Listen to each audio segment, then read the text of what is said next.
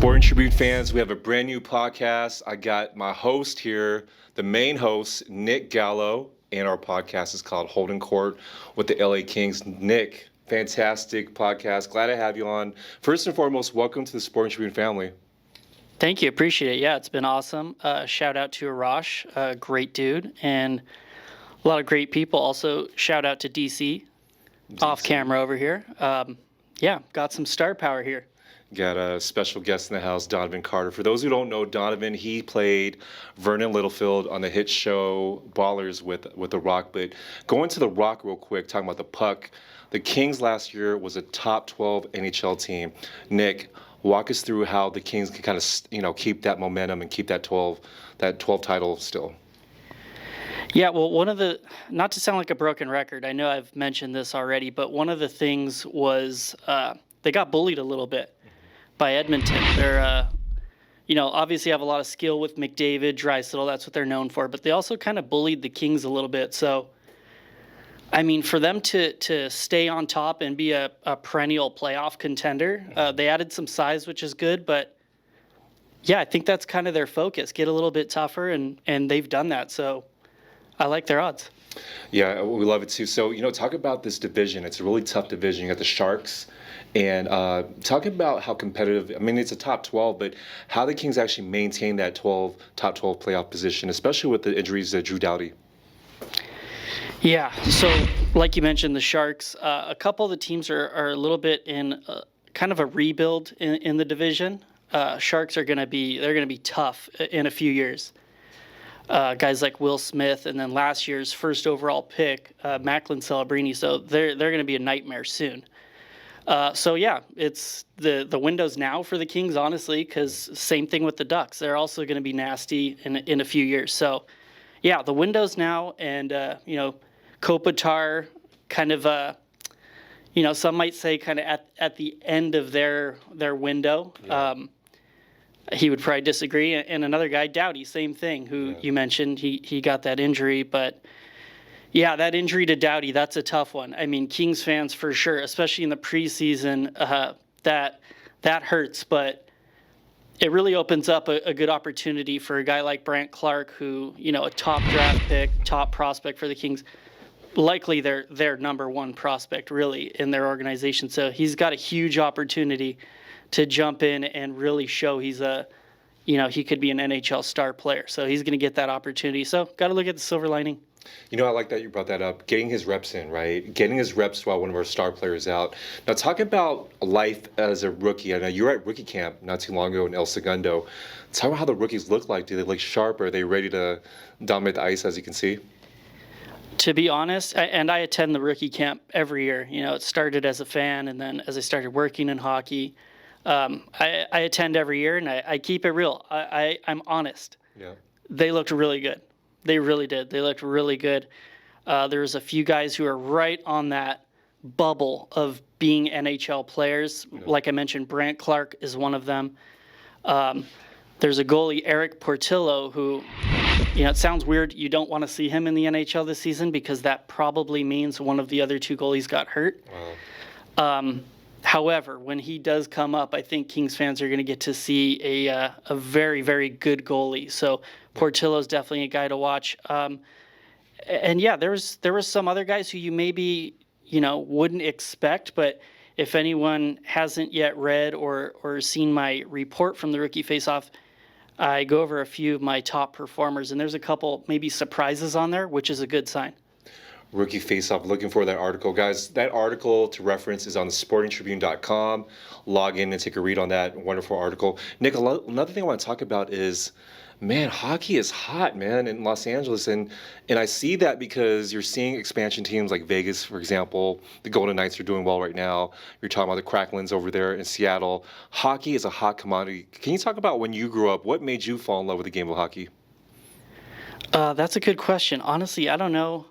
I really don't know what it was. I have an older brother who's 15 years older than me, and he started watching and became like a instant LA Kings fan. And at the time, I was like 6 years old, so I gravitated toward the Ducks because they were the new big hockey team, and obviously very kid forward in their marketing, I guess. So I became a Ducks fan first, and then shortly after, a lot of bullying from my older brother, I switched over and became a Kings fan. But yeah, then, from 7 on, it was just like me being just obsessed with the game of hockey. Just like I would have my mom tape over my Ninja Turtles VHS tapes with LA Kings games, and then the next morning when my grandparents would watch me, I would have them put it on, and that would basically be my morning cartoons. It was like replays of the LA Kings game. So, it's destiny, and I think that, me knowing you on a personal level, you're the perfect guy to talk about the Kings, because there's a difference between being a homer and actually knowing the team. You actually love the Kings, but you actually know the team inside and out. So we're honored to have you part of the Sporting Tribune. Nick, I can tell you how I fell in love with the Kings, when Gretzky came to the team, and I know the whole Bruce McNall thing, people don't remember that, but, I fell in love when I saw Gretzky number 99, skate the ice. And, back then when Cube, NWA started wearing the Kings hats, by default, I'm LA till I die, but seeing that cool black and white color combination switching from that purple and gold, or when they had before at the Forum, that's what made me fall in love with the Kings. But coming back to you, because, we're honored to have you, and you can talk about maybe the season, what you have in mind. You want to do a different perspective about the Kings with your weekly podcast and actually give people scouting reports. Talk about that real quick. Yeah, so there's obviously a lot of really seasoned, good people who cover the Kings. So I wanted to kind of take a little bit of a different angle. Like I mentioned, I worked in hockey as a scout. I still do some scouting, still very involved in hockey and working in hockey and doing all sorts of things. So yeah, I guess I would like to give a little bit of a different angle, maybe a little bit different content and stuff like that. So, I'll be talking a lot about the prospects. Obviously, Kings fans get really excited about that stuff. They're not able to follow all the players through the season, all the Kings prospects, so they kind of rely on people like us to let the fans know how certain guys are looking and things like that. So yeah, just using a little bit of my hockey background and expertise to kind of help cover the Kings and maybe fill in some spots that some of the other guys aren't really doing. I love that. And it's a pleasure to have you here. We're honored to have you. And guys, Sporting Tribune fans, look out for those scouting reports, because Nick said sometimes you want to keep a tab on some exciting rookie that you didn't see for a while. And Nick's going to go ahead and bring that to the forefront. Nick, honored to have you. And maybe you can talk about that first game that the Kings have against Buffalo. Talk about that game and how important it is to set the tone off with that first win. Yeah, that's I guess, you probably hear that term a little bit more in football as a trap game. Yep.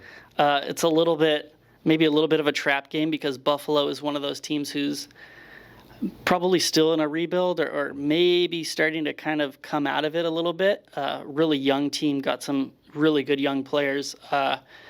So maybe a little bit of a trap game. The Kings are definitely expected to come out and kind of, handle Buffalo. Yep. But they got some weapons over there. So that's just one the Kings want to be careful with, because, with that trap game, if you drop a game like that, all of a sudden your season starts off a little weird. So, that's a tough game for the Kings. They're gonna want to lock that one up and get off on the right foot. Man, looking forward to hearing your recap on that, and looking forward to seeing the season, how it pans out. Nick, pleasure to have you on your own show. I'm glad to be kicking it off on the preseason show for you. Anywhere they can find you on social media, all the fans? Yeah, just I'm pretty active on Instagram, so it's just my name, Nick Robert Gallo.